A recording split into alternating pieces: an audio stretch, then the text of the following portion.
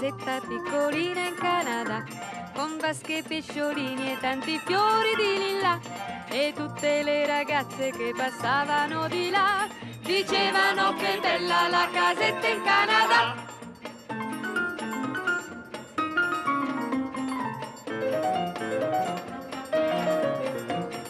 Quando Martin vedete solo per la città, forse voi penserete dove girando va, solo senza una meta, solo ma c'è un perché.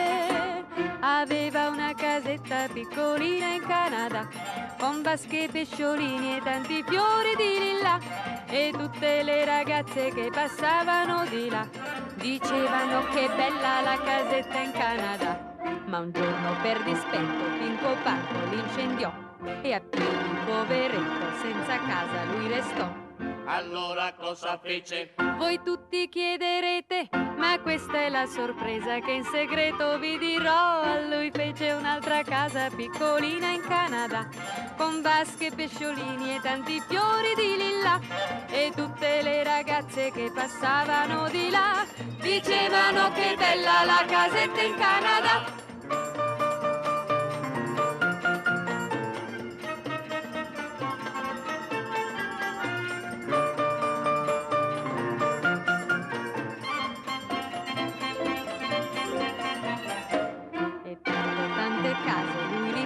Ma però quel tale Pinco Panco tutte quante le incendiò.